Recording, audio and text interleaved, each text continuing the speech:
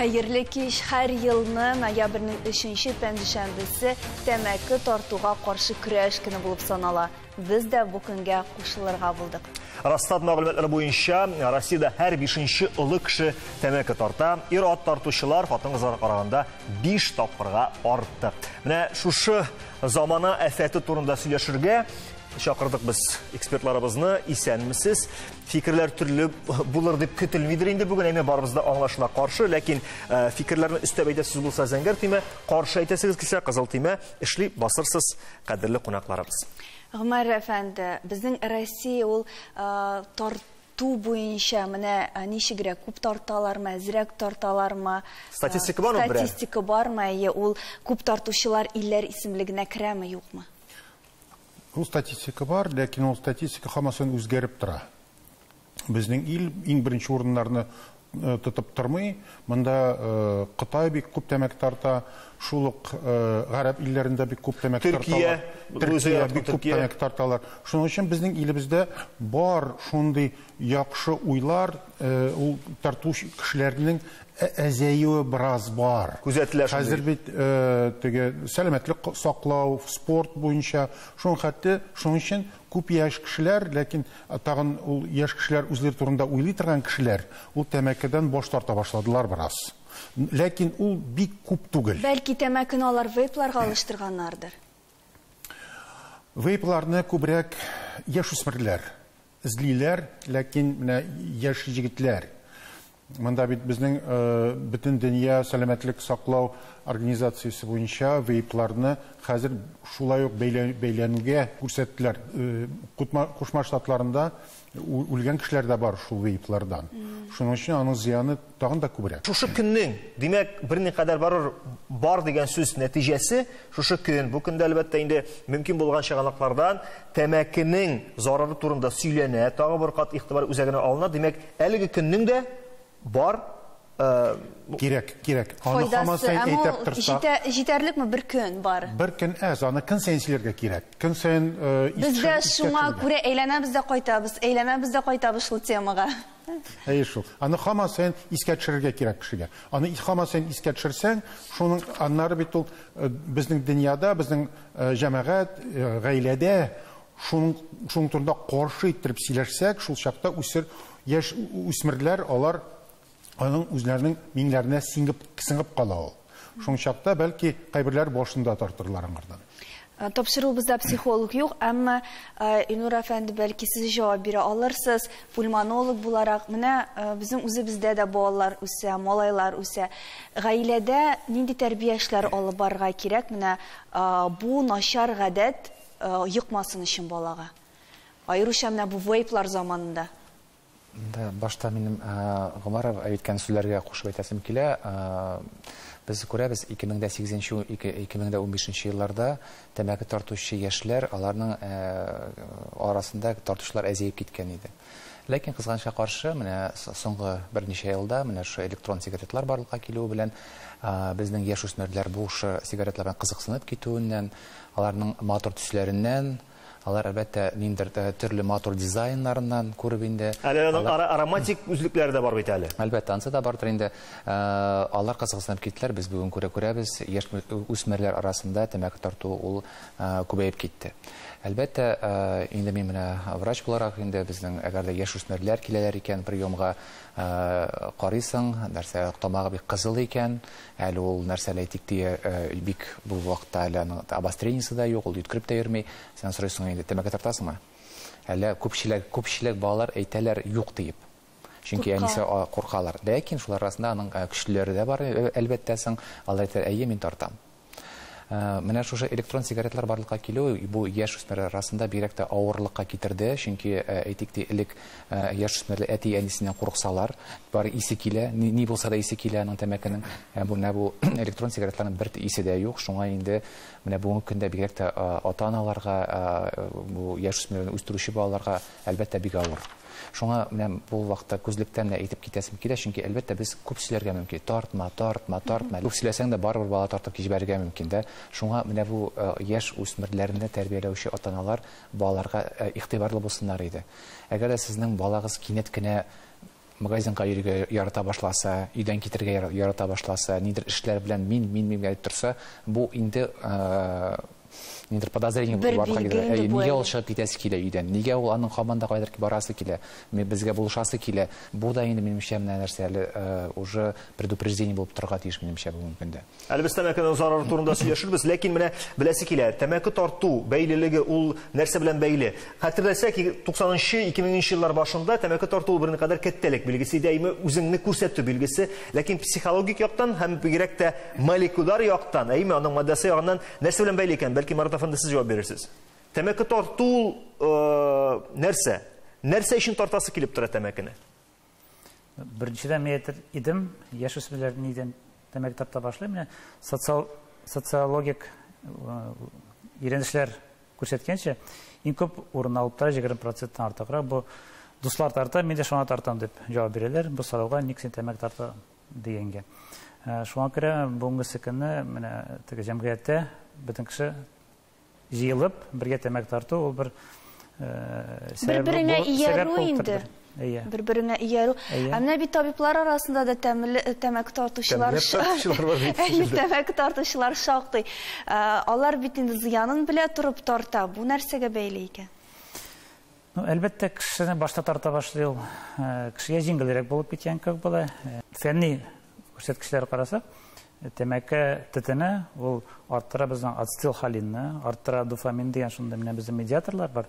Беренчеләрдән безнең хәрәкәткә тәэсир итә, икенчесе безнең хәрәкәт башлануга менә шулар артып киткәч, тәмәке тарта башлагач, кешегә рәхәт булып китә һәм ул үзенә бер шундый таба, шундый рәхәт җиңеллек сизә. Шуннан дөрес сүз, менә шундый миф бар, янә стресс вакытында борчылганда көйрәтеп җибәрсәң, тартып җибәрсәң, менә шушы тынычлана нервлар. Бу никадәр дөрес, менә бу әллә мифмы бу сүз? Ул тәмәке төрле нәрсәләр. Менә шул матдәләрне чыгара, дофамин, норадреналин, ацетилхолин, алар кешегә рәхәт шикелле булып чыга. Икенче яктан ул тәмәке бит кан тамырларын кыса.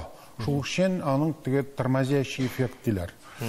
Шул кеше тормозящий эффект булгач, уйлары әкренәя башлый, тынычланган шикелле булып чыга, ләкин бу агулану дигән эффект кешенең. Шул агулану дигән эффекттан ул кеше аңламагач, шул яхшы дип уйлап, шуны тарта ул. Шуның өчен алдалану була ул. Алдалану була. Үз-үзен алдалый. Миңа яхшырак булды дип. Димәк, тынычлану белән бер рәттән әле ул гомумән алганда үзенең функциясендә киметә, гомумән алганда, әйме? Киметә. Роспотребнадзор бу өлкәдә ниндирәк эшләр алып бара? Менә без сөйләштек вейплар турында. Яшьләр белән аеруча нинди эшләр алып барыла? Роспотребнадзорның Татарстан Республикасы идарәсе белгечләре тарафыннан тәмәке һәм никотин продукциясын сатучы кибетләргә сәүдә нокталарына карата тикшерү, актив рәвештә профилактика эшләре алып барыла. Бу ел башыннан 366 объект тикшерелде. Шул 360 объектның 9%-ында хокук бозу очрагы ачыкланды. Бу 30%-ны тәшкил итә. Бу бозу очраклары әйтеп китәсе килә, ачыктан ачык сату, открытый выкладка дибез небезаны, прайс лист булмау сәүдә ноктасында һәм шулай ук белем бирү учреждениеләренә якыннан-якын сату. Хокук бозу учыларга Роспотребнадзор күзәтү игълан итте һәм шулай ук сентябрь менә октябрь айында Россия Федерациясе хөкүмәте кисәтү буенча тәмәке сатучы, никотин сатучы кибетләргә 21 субъектка карата контрольный надзорный һәм инспекционный визит оештырылды. Аның нәтиҗәсендә 9088 тәмәке пачкасы һәм 1915 никотин продукциясе инспекцияләнде. 53 пачка тәмәке пачкасы лабораторик анализга алынды. Тикшерү нәтиҗәсендә 23 хокук бозу очрагы ачыкланды. Шулай ук честный знак мәгълүмат системасына теркәлмәгән, маркировкасы булмаган тәмәке продукция, никотин продукциясы табылды. 664 пачка сатудан алынды. 148 пачкага арест алынды. Шунысы сокландыра. Лилия ханым менә бүтән саннарны түгел, һәрбер санны истә калдырып сөйли. Димәк, шуның кадәр җитди калый, бигрәк тә шушы тәмәке парадоксысына. Менә бу гомумән менә бу чаралар алар нәтиҗәлеме? Чөнки мин беләм, әле күптән түгел генә кибеткә кердек һәм яшүсмерләр тәмәке алырга басып тора, тәмәке сорадылар, ләкин аларга сатмадылар. Алар безгә әйләнеп ирем белән абзый алып бирегез әле дип. Менә шунда анда сатучысы шунда без билгеле біз сатып алмадык, әйме? Ләкин сүзләр соң килгәннәрне бәлки сатып алган булыр иде. Менә бу ни дәрәҗәдә нәрсә дип әйтим инде, нәтиҗәле һәм бәлки тыюлар түгел, ә ничектер үзаңның уйларны, яшүсмерләргә фикерләрне үзгәртергә кирәктер. Илнур әфәнде. Фәлсәфирәк сорау. Әлбәттә, бу минемчә менә алдагы әйткән инде дәвам итеп монда әйтәм. Менә нигә без күрдек 15нче елларда яшүсмерләр әзрәк тәмәке тартуын, хәзер тагын күрәбез. Минемчә монда күбрәк инде менә шушы безнең глобаль ниндидер скрытый реклама, глобаль корпорацияларның акча эшләү ягы. Шуңа инде әлбәттә без әйтик, сез күрдегез магазинда, бу безнең бер аерык кына очрак, әгәр дә күбрәк калырга кирәк, чөнки нигә безнең балалар, мәктәп яшьтәге балалар, алар һаман да шул электрон сигарет ничектер сатып алалар. Безнең эшләгән җир Декахимик фианда, анда каршы мәктәп бар. Шунда бер тапкыр машинам юк иде, чыктым остановкага, басып торам, көтәм автобус, балалар мәктәптән чыгалар, чыккан бөтен нәрсәләр яртысы аларның уже кесәләреннән чыгарып электрон сигаретларын тарта башладылар. Мода яшен батырын түгел. Теләсә кайсы сәүдә үзәгенә керсәң, беренче катта ук алар сине кула җыеп каршы ала, һәм анда яшь кызлар ук сатып утыра. Шул ук үзләренең яшьтәшләренә шуны ничек сатып алалар? Чөнки барыбер Роспотребнадзор моны тикшереп тора һаманда. Ничек алалар алар? Бөтен кеше сатып алалар. Димәк, тыюлар эшләми булып чыга бит инде. Моның турында без рекламадан соң сөйләшербез.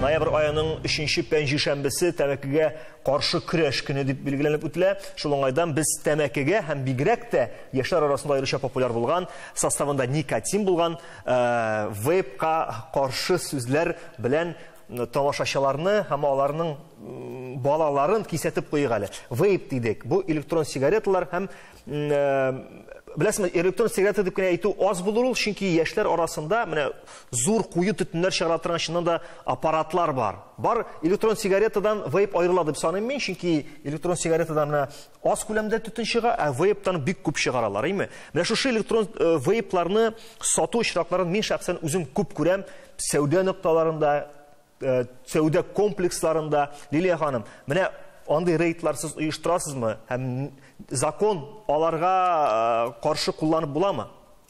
Әлбәттә, Роспотребнадзор бу өлкәдә бик актив эш алып бара. Әйткәнемчә, менә алар сәүдә нокталарында ачык сатылырга тиеш түгел. Кеше кергәч, анда сатыла торган прилавка ябык булырга тиеш. Ләкин ул бит күренеп тора, аларның бөтенләй бер күренеп тора. Менә бу уже беренче закон бозылу. Нишләргә кирәк миңа?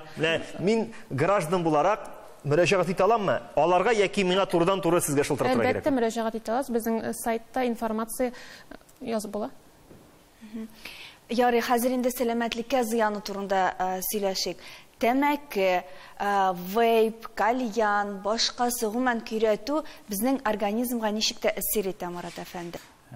Инде нинди ул зарга китерә дип әйткәндә, беренчедән менә сулыш, үпкә безнең каршы ала тәмәкетерен. Аннан мин инде невролог буларак әйтер идем, зыяны бик зур аның кан тамырларына. Менә бүген әйтеп киттеләр инде, кан тамыры тарая, ул җәрәхәтләндерә кан тамырын, һәм бу китап чыгара атеросклерозга. Ул менә турыдан-туры юл безнең инфаркт, инсульт дигән авыруларга. Алар инде белгәнегезчә беренче урында алып торалар кешене үлемгә китерә торган авырулар арасында. Менә статистика буенча әйтсәк, тәмәке тартучылар белән тәмәке тартмаучыларны чагыштырганда, тәмәке тартучыларның риск, шушы инсультка, инфарктка китереп чыгара торган риск 4 яки 6 мәртәбә артыграк тартмаучы кешеләр белән караганда. Шул әйтеп китәсе килә, менә тәмәке тарткан кешеләрнең дә әле ул 5 елдан соң гына менә шушы рисклар безнең тигезләшә тәмәке тартучы белән тәмәке тартмаучыларның. Шуңа күрә тәмәке тарту. Менә һәр көн алар нәрсә белән очрашырга мөмкин. Шул йөткерү, иртәнге якта менә мин беләм, тагы нәрсәләр. Менә кан басымы күтәрелә, беренче менә тәмәке кеше тарта башлагач, аның җөрәк тибеше ешлана, кан басымы күпәеп китә. Шулай булгач килеп чыга, менә шу кан тамыры, җөрәк авыруларын килеп чыга бу кешедән тора бара уже беренче елдан соң. Тәмәке тартучылар иртә белән уянгач, иң беренче тәмәке тарта. Аш карынга. Аш карынга. Аш карынга тәмәке тарткач, шуның өчен сулышыдан ышырлана һәм аш казанга да бик зыян килә. Аннары менә минем коллега әйтмешли, кан тамырлары кысыла, шуның өчен облитерирующий эндотрит дигән авыру бар. Аякларда артериялар кысыла, аннары гангренага күтәргә мөмкин. Шуның өчен аякында кисәләр кешенең, кулларында кисәләр.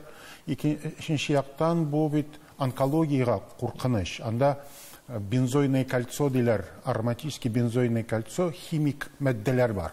Алар менә онкологиягә китерә торган.